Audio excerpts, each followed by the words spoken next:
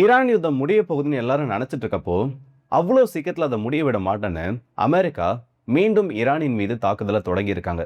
Petrol price எல்லாம் இந்தியாவில் எந்த அளவுக்கு ஏறிட்டு இருக்கு, இல்லை உலக பொருளாதாரத்தில் இந்த கச்சா எண்ணெயோட அந்த போக்குவரத்து பாதிப்புனால எவ்வளோ பெரிய ஒரு வீழ்ச்சி ஏற்பட்டிருக்கு, உலக நாடுகள் எல்லாம் எந்த அளவுக்கு இந்த இடத்துல கஷ்டப்பட்டு இருக்காங்கன்றப்போ அமெரிக்கா மீண்டும் ஈரானை தாக்கியிருக்காங்க. நேற்று நள்ளிரவு நேரத்தில் ஈரானோட பந்தர் அபாஸ் துறைமுகத்தின் மீதும் அதில் பக்கத்தில் இருக்கக்கூடிய சில பகுதிகளின் மீதும் ஆயுத கிடங்குகளை நாங்கள் அழிச்சிருக்கோம். ஸ்ட்ரெயிட் ஆஃப் ஹார்மஸ் பகுதியில் கடல் கன்னிவெடிகளை வைக்கிறதுக்காக 2 படகுகளை பயன்படுத்திட்டு இருந்தாங்க. அதையும் நாங்கள் அழிச்சிருக்கோன்னு அமெரிக்காவோட சென்ட்ரல் கமாண்ட் ஒரு அறிவிப்பு கொடுத்துருக்காங்க. இது மிகப்பெரிய ஒரு எஸ்கலேஷனாக மாறினது மட்டும் இல்லாமல் ஈரானோட சுப்ரீம் லீடர் மொஸ்டபா கொமேனி அவர்கள் மிகப்பெரிய ஒரு எச்சரிக்கையை அமெரிக்காவுக்கு கொடுத்துருக்காரு. அடுத்த ஒரு 3 வருஷத்துல இதே மாதிரி பிரச்சனைகள் போயிட்டு இருந்ததுன்னா யாரை காப்பாத்துறதுக்காக அமெரிக்கா இதெல்லாம் பண்ணிட்டு இருக்காங்களோ அந்த நாடு இந்த இடத்துல உலகத்திலேயே இருக்காதுன்னு நேரடியாக ஒரு வார்னிங்கை இஸ்ரேலுக்கும் கொடுத்துருக்காரு. ஸோ இதை பற்றின அத்தனை தகவல்களை இந்த ஒரு பதிவில் பார்த்துக்கலாம். ஸோ வாங்க வீடியோக்குள்ள போயிடலாம். நான் உங்கள் ஆர்கே தான் புக்ஷழங்கும் டிபி ட்ரெண்டிங்ஸ்.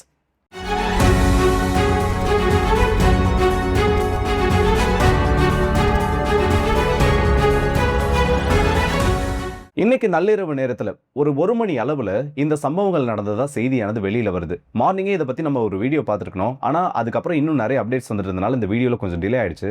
ஸோ அதனால் உங்கள் எல்லாருக்கிட்டையும் அந்த டிலேக்காக உங்கள் எல்லாருக்கிட்டையும் நான் சாரி கேட்டுக்கிறேன். இப்போ நடந்த விஷயங்கள் என்னன்னு சொல்லிட்டு ஒவ்வொன்றா பார்ப்போம். ஈரானோட பந்தர் அபாஸ் துறைமுகம் எந்த அளவுக்கு ரொம்ப முக்கியத்துவம் வாய்ந்ததுன்னு தெரியும். ஏன்னா இந்த ஸ்ட்ரெயிட் ஆஃப் ஹார்மஸோட பிளாக்கேடுக்கு மிகப்பெரிய அளவுக்கு ஒரு கவரை கொடுக்கறது இந்த ஒரு துறைமுகம் தான். ஏகப்பட்ட மிசைல் லான்ச் சைட்ஸ் அந்த இடத்துல இருக்கிறது மட்டும் இல்லாமல் அதிகப்படியான ஸ்பீட் போட்ஸை கொஷம் ஐலாண்டில் இருந்தும் இந்த பந்தர் அபாஸ் பகுதியிலிருந்து தான் ஈரான் டெப்ளாய் பண்ணிட்டு இருக்காங்க. அந்த பகுதியின் மீது அமெரிக்காவோட ட்ரோன்களும் அமெரிக்காவோட சில விமானங்களும் உள்ள நுழைஞ்சு தாக்குதல் நடத்துது. இதில் எந்தெந்த விமானங்களை பயன்படுத்தணும்னு அமெரிக்கா இப்போ வரைக்கும் கன்ஃபர்மேஷன் கொடுக்கல. ஆனால் ஈரான் சார்பில் இருந்து சில விமானங்களை நாங்கள் டார்கெட் பண்ணணும்னு சொல்லியிருக்காங்க. ஸோ 3 பகுதிகளின் மீது தாக்குதல் நடத்தப்படுது. பந்தர் அபாஸில் 2 இடத்துலையும், சிரிக்னு சொல்லக்கூடிய ஒரு பகுதியில், பந்தர் அபாஸ்ல இருந்து கொஞ்சம் தொலைவில் இருக்கக்கூடிய பகுதி, அந்த ஒரு இடத்தின் மீதும் தாக்குதல் நடத்தப்படுது. இதற்கான காரணமா அமெரிக்கா என்ன சொல்லியிருக்காங்கன்னா, ஒரு டிஃபென்சிவ் ஸ்ட்ரைக்கா இதை நாங்கள் பண்ணியிருக்கோம். அதாவது அமெரிக்கா வந்து அந்த இடத்துல சர்வேலன்ஸ் பணிகளில் ஈடுபட்டிருந்தப்போ கடல் கன்னிவெடிகளை ஸ்ட்ரெயிட் ஆஃப் ஹார்மஸ் பகுதியில் ஈரானோட ஸ்பீட் போட்ஸை பயன்படுத்தி அந்த இடத்துல வைக்கிறதுக்கு ட்ரை பண்ணிட்டு இருந்தாங்க. அப்போ அதை தடுக்கிறதுக்காக நாங்கள் அந்த இடத்துல ஒரு தாக்குதலை பண்ணோம். அப்போ அந்த தாக்குதலில் ஈடுபட்ட விமானங்களின் மீது சர்ஃபேஸ் டு ஏர் மிசைல் சிஸ்டம்ஸை ஈரான் ஃபயர் பண்ணாங்க. ஸோ அந்த பகுதியை நோக்கி நாங்கள் தாக்குதல் நடத்தினோம். உடனடியாக ஹெவி ரிட்டாலியேஷன்றது ஈரான் கிட்ட வந்துடக்கூடாதுன்றதுக்காக அந்த பக்கத்தில் இருந்த மிசைல் ஸ்டோரேஜ் சைட்ஸையும் நாங்கள் அழிச்சிருக்கோம். இது வந்து சீஸ் ஃபயர் வயலேஷன் கிடையாது, ஜஸ்ட் ஒரு டிஃபென்சிவ் ஸ்ட்ரைக் தான். இதற்கப்புறமா இன்னும் பேச்சுவார்த்தைகள் தொடங்குன்றதை சொல்லியிருக்காங்க. எனக்கு புரியல, ஈரானோட கப்பல்கள் அடிச்சிட்டாங்க, அந்த கப்பல்களை அடிச்சப்போ உள்ள நுழைஞ்ச அந்த விமானங்களை டார்கெட் பண்ணோன்னு Iran surface to air missile சிஸ்டமா லான்ச் பண்ணியிருக்காங்க. அதையும் அடிச்சிட்டாங்க. நம்ம அடிச்சிடோன்றதுக்காக திரும்ப அவங்க ரிட்டாலியேஷன் பண்ணுவாங்கன்னு சொல்லிட்டு அதையும் அந்த அஃபென்சிவ் பர்பஸ்க்காக யூஸ் பண்ணக்கூடிய அந்த மிசைல் லான்ச்சர்ஸ் டெஸ்ட்ராய் பண்ணிட்டு தான் சொல்றாங்க. இது எதையுமே சீஸ் ஃபயர் வயலேஷன்ல வராதுன்னு சொல்றாங்க. இது என்ன எனக்கு புரியல. உண்மையிலே அமெரிக்கா வந்து கரெக்டாக தான் பேசுறாங்களா, இல்லை நான் தான் தப்பாக புரிஞ்சுக்கணும், இல்லை உங்களுக்கு என்ன தோணுதுன்றதை நீங்கள் சொல்லுங்க. இது எல்லாத்தையும் பண்ணிட்டு சீஸ் ஃபயர் வயலேஷன் இந்த இடத்துல நடக்கலன்றது எந்த வகையில் நியாயம்னு எனக்கு தெரியல. அமெரிக்கா வந்து அந்த இடத்துல ஸ்ட்ரெயிட் ஆஃப் ஹார்மஸ் பகுதியில் ஈரான் கன்னிவெடிகளை டெப்ளாய் பண்ணியிருந்தாங்கன்னா அது கண்டிக்கக்கூடிய ஒரு விஷயம் தான். அதுக்கான ஒரு ஸ்ட்ரைக்கை பண்ணியிருக்கதா சொல்லுங்க. ஆனால் தொடர்ந்து அதோட தொடர் நிகழ்வுகளை பல சம்பவத்தை பண்ணிட்டு சீஸ் ஃபயர் வயலேஷன் நடக்கலன்றது தான் என்ன ஒரு லாஜிக்னு இந்த இடத்துல புரியல. இதுக்கு ஈரானோட ரெஸ்பான்ஸ்ன்றது இப்போ வரைக்கும் மேஜராக எந்த ஒரு எஸ்கலேஷனும் ஈரான் சைடில் பண்ணல. ஆனால் இது அமெரிக்கா சொன்னாங்கல்ல, நாங்கள் வந்து இப்படியெல்லாம் பண்ணியிருக்கோம், இந்த 2 கப்பல்கள் அழிக்கிறதுக்காக தான் உள்ள விமானங்கள் அனுப்பிச்சோன்னேன். மோஸ்ட்டாக வந்து அந்த ரீசனுக்காக அமெரிக்கா இந்த ஸ்ட்ரைக்கை பண்ணியிருக்கிறதுக்கு சான்ஸ் இல்லை. அதுக்கான ரீசன் என்னன்னு நான் சொல்கிறேன். அதுக்கு முன்னாடி ஈரானோட ரெஸ்பான்ஸ் என்னன்றதை ஒரு செட்டாக பார்த்துடலாம். ஏன்னா ஏகப்பட்ட ரெஸ்பான்ஸ் வந்து ஈரான் கிட்டது இன் வேர்ட்ஸாக வந்திருக்கு. மிலிட்டரி ஆக்ஷன் எதுவும் இல்லை, இருந்தாலும் பல எச்சரிக்கைகள் வந்து கொடுத்துருக்காங்க. ஈரானோட சுப்ரீம் லீடர் அவர்கள் நிறைய ஸ்டேட்மெண்ட்ஸும் கொடுத்துருக்காரு. அவர்கிட்ட வந்து வீடியோ மெசேஜோ ஆடியோ மெசேஜ் வரல, அவர் வெளியிட்டதாக அறிக்கைகளானது வந்திருக்கு. முதல் விஷயம், மத்திய கிழக்கில் இருக்கக்கூடிய அமெரிக்காவோட எந்த ஒரு இராணுவ தளமும் அமெரிக்கா இதே மாதிரி ஈரானுக்கு எதிராக எஸ்கலேட் பண்ணிட்டு இருந்தாங்கன்னா அந்த சேஃப் ஜோன்ல இருக்காது. சேஃப் ஜோன்ல இருக்கிறதா இருக்கக்கூடிய, அதாவது அமெரிக்காவால் கன்சிடர் பண்ணக்கூடிய அந்த பாதுகாப்பான இடங்கள் அத்தனையும் ஈரான் நினைச்சாங்கன்னா பாதுகாப்பு அற்ற பகுதிகளாக மாற்றப்படும் ஒரு எச்சரிக்கையை கொடுத்துருக்காங்க. இரண்டாவது, சீஸ்ஃபயர் டீல் போயிட்டு இருக்கப்போ, ஒரு அமைதி பேச்சுவார்த்தையை நோக்கி போயிட்டு இருக்கப்போ இந்த மாதிரி தாக்குதல் நடத்துறது கண்டிப்பா அந்த இடத்துல அமைதியை கொண்டு வராது. இந்த இடத்துல அமைதியை நிலைக்குலைய வைத்த பெருமை அமெரிக்காவை சாரும். ஸோ இதற்கான பதில் நடவடிக்கை ஈரானோட மக்களுக்கு எதிராக அமெரிக்கா செய்யக்கூடிய இந்த நடவடிக்கைகளுக்கு அமெரிக்க மக்களுக்கு பிரஷர், அந்த ஹீட்டை ஃபீல் பண்ணக்கூடிய அளவுக்கு எங்களோட பதில் இருக்கும்னு தெரிவிச்சிருக்காரு. மூணாவதா, இஸ்ரேலை பாதுகாக்கிறதுக்காக தான் அமெரிக்கா இந்த அளவு செஞ்சுட்டு இருக்காங்க. அவங்க ரொம்ப சேஃப்கார்ட் பண்றதா நினைச்சு இஸ்ரேலை இன்னும் டேஞ்சர்ல தள்ளிட்டு இருக்காங்க. இதே மாதிரி அமெரிக்கா தொடர்ந்து இஸ்ரேலை மட்டுமே மையப்படுத்தி ஈரானுக்கு எதிரான தாக்குதல்களை இப்படி தொடர்ந்து நடத்திட்டு இருக்கப்போ அதற்கான எதிர்வினையானது மிகப்பெரிய அளவில் ஆற்றப்படும். அடுத்த ஒரு 3 வருஷத்துக்குள்ள இஸ்ரேல்னு சொல்லக்கூடிய ஒரு நாடு உலகத்துல இருந்ததுக்கான தடமே தெரியாதுன்னு சொல்லி ரொம்ப பெரிய ஒரு வார்னிங் கொடுத்திருக்காரு. இதை தவிர வேற எதுமான ஒரு அஃபென்சிவ் ரிட்டாலியேஷன்றதை ஈரான் இப்போ வரைக்கும் லான்ச் பண்ணல. சரி, என்ன அமெரிக்கா அடிச்சாங்க, அதுக்கு ஈரான் ஏதோ ரெஸ்பான்ஸ் பண்ணியிருக்காங்க, இதுல இஸ்ரேலை இழுக்கிறதுக்கான காரணம் என்னன்னு சொல்லிட்டு பல நபர்கள் கேட்கலாம். முதல்ல அமெரிக்கா இந்த டார்கெட்டட் ஸ்ட்ரைக்கை பண்ணதுக்கும் இஸ்ரேலுக்கு எதிரான வார்னிங்கை ஈரான் கொடுக்கறதுக்கும் ரொம்ப முக்கியமான ஒரு தொடர்பு இருக்கு. எல்லாமே அணு ஆயுதத்துல கடைசியில வந்து முடியும்.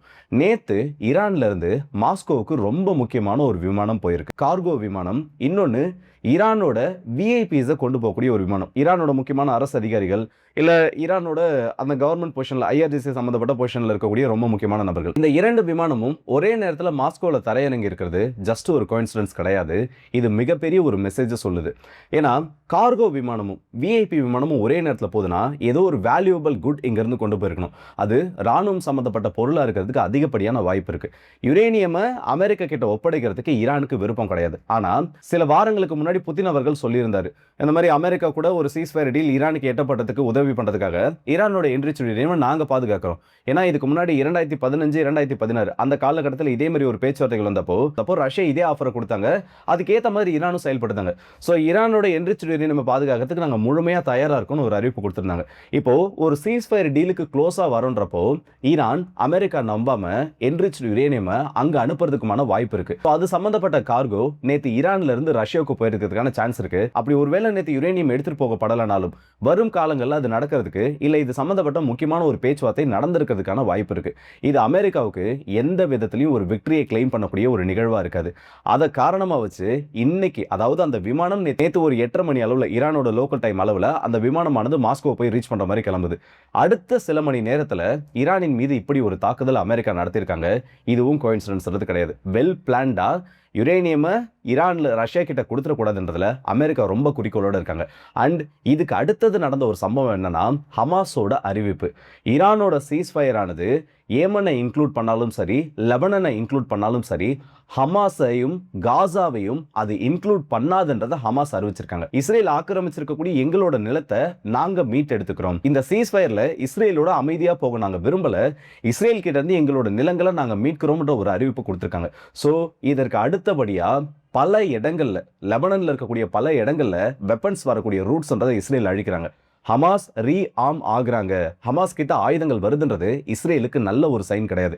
இது எல்லாத்தையும் நீங்க ஒன்னா சேர்த்து ப்ராசஸ் பண்ணீங்கன்னா தெரியும். ஹமாஸ் கிட்ட வெப்பன்ஸ் போறது, யுரேனியம் ஈரான் கிட்ட இருந்து ரஷ்யாவுக்கு போறது, இது எதுவும் இஸ்ரேலுக்கான ஒரு குட் சைன் கிடையாது. ஸோ வரப்போற நாட்களில் பேச்சுவார்த்தையை தவிர்க்கிறதுக்கும் அமெரிக்காவை வச்சு எப்படியாச்சும் ஈரானோட அந்த லீடர்ஷிப்பை காலி பண்ணணும், ஈரானோட என்ரிச்டு யுரேனியம்ன்றதை ஒட்டு மொத்தமாக அழிக்கணுன்றதுக்கு எல்லா நடவடிக்கைகளுமே இஸ்ரேல் எடுப்பாங்க. அது அமெரிக்காவும் கூட நினைப்பாங்க. ஒருவேளை நான் இவ்வளோ நேரம் சொன்னதுல என்னடா இவன் சொல்றது எதுவுமே இந்த இடத்துல நம்புற மாதிரி இல்ல, அமெரிக்கா ஒரு ஸ்ட்ரைக் நடத்தினதுக்கு பின்னாடி இவ்வளவு பெரிய நிகழ்வுகள் நடந்திருக்கான்னு ஒரு சந்தேகம் உங்களுக்கு வந்துச்சுன்னா, ட்ரம்ப் அவர்களோட சமீபத்திய ஸ்டேட்மெண்ட் இதை எடுத்து பார்த்தீங்கன்னா தெளிவாக உங்களுக்கு புரிஞ்சிடும். யுரேனியம்ன்றதை ஈரானுக்குள்ள வச்சு கூட நாங்கள் அழிக்கிறதுக்கு தயாரா இருக்கோம். அமைதியை எட்டணும்னா யுரேனியம்ன்றது ஈரான் கிட்ட இருந்து அழிக்கப்படணும். அதுக்கு அந்த நாட்டுக்குள்ளேயே அதை நாங்கள் செய்யறதுக்கு தயாரா இருக்கோம். தாக்குதல்கள் தீவிரப்படுத்தப்படுறதுக்கும், சீஸ்ஃபயர் ஆனது எட்டப்படலைன்னா தீவிரப்படுறதுக்கு வாய்ப்பு இருக்குன்னு சொல்லியிருக்காரு. ஸோ இவங்களுக்கு யுரேனியமானது ஈரானை விட்டு வெளியில வந்தா அவங்க கிட்ட வரணுன்றது மட்டும்தான் எண்ணம். அதை விட்டு ரஷ்யா கிட்ட போகுதுன்னா அந்த யுரேனியம் ஈரானுக்குள்ளேயே வச்சு அழிக்கப்பட்டாலும் பரவாயில்ல, அதை செய்யறதுக்கு தயார்னு சொல்லியிருக்காங்க. இதுக்கு நடுவில் இன்னும் 2-3 சம்பவங்கள் நடந்திருக்கு. அதாவது வெரிஃபை பண்ண முடியல, ஈரான் ஒரு கிளைமை வச்சிருக்காங்க. என்னன்னா அமெரிக்காவோட 2 F-35 விமானத்தை நாங்கள் டார்கெட் பண்ணியிருக்கோம், அந்த விமானத்தை நோக்கி ஏவுகணைகளை வீசணும்னு சொல்லியிருக்காங்க. ஆனால் அதுக்கான ப்ரூஃப்ஸ்ன்றது இப்போ வரைக்கும் எதுவும் கிடையாது. அண்ட் இதுக்கு நடுவில் சோஷியல் மீடியாவில் ஏகப்பட்ட ஃபேக்கான நியூஸும் வந்துட்டு இருக்கு. இப்போ வரைக்கும் நான் சொல்லியிருக்கிறது அஃபிஷியலாக கன்ஃபார்ம் பண்ணப்பட்ட செய்திகள் தான். அந்த விமானத்தை பற்றி வேற ஏதோ அப்டேட் கிடைச்சது இல்லை அது சம்மந்தப்பட்ட உறுதிப்படுத்தப்பட்ட தகவல்கள் எதுவும் வந்திருந்தா அடுத்தடுத்த பதிவுகளை நம்ம பார்ப்போம். ஸோ யுரேனியமை கைப்பற்றதுக்கு இல்லை அதை ஈரானுக்குள்ளேயே அழிக்கிறதுக்கு அமெரிக்கா எந்த அளவுக்கு இறங்கியிருக்காங்கன்னு தெரியுது.